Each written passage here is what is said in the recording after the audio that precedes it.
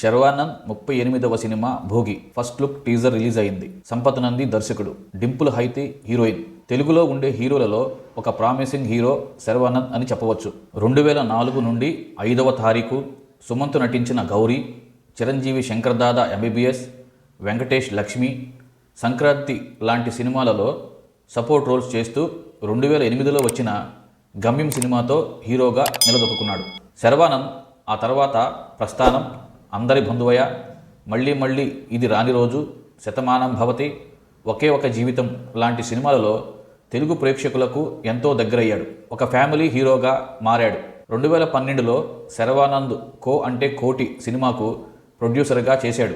2011లో ఎంగేయం యశ్పోదం అనే తమిళ సినిమాతో first south Indian international movie అవార్డ్స్లో మేల్ డబ్ల్యూ తమిళ్ అవార్డును సాధించాడు. అదే సినిమా తెలుగులో జర్నీ పేరుతో డబ్ అయి పెద్ద హిట్ అయ్యింది.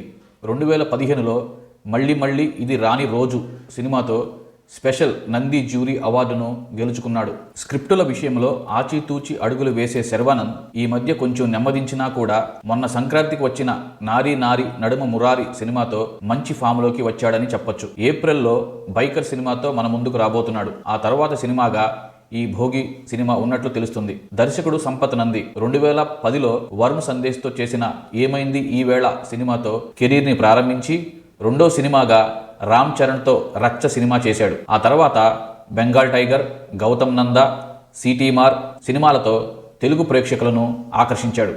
సంపత్ నంది ప్రొడ్యూసర్గా గాలిపటం, పేపర్ బాయ్, సింబా, ఓదెలా 2 లాంటి సినిమాలు చేసి యువ దర్శకులను ప్రోత్సహించాడు. గోపీచంద్ హీరోగా చేసిన గౌతమ్ నంద ఒక మంచి కల్ట్ సినిమాగా గుర్తింపు పొందింది. ఇది 1961లో ఆదుర్తి సుబ్బారావు దర్శకత్వంలో వచ్చిన ఇద్దరు మిత్రులు సినిమాకి ఇన్స్పిరేషన్ అని తెలుస్తుంది. తెలుగులో ఇద్దరు మిత్రులుగా వచ్చిన ఈ సినిమా ద స్కిప్ గోట్ అనే ఒక ఇంగ్లీష్ నవల ఆధారంగా చేయబడింది. తెలుగుతో పాటు తమిళ, బెంగాలీ, హిందీ భాషల్లో ఈ నవల ఆధారంగానే సినిమాలు చేయడం విశేషం. స్క్రిప్టుల మీద మంచి అవగాహన ఉన్న సంపత్ నంది ఈసారి ఎలాంటి కథతో వస్తాడో చూడాలి. శర్వానంద్, సంపత్ నంది ఇద్దరు కూడా సెలెక్టివ్గా సినిమాలు చేసేవాళ్లే. ఈ ఇద్దరు కాంబినేషన్లో వస్తున్న భోగి సినిమా ఇద్దరికి మంచి విజయాన్ని అందించాలని కోరుకుందాం. భోగి టీజర్ మీకు ఎలా అనిపించింది?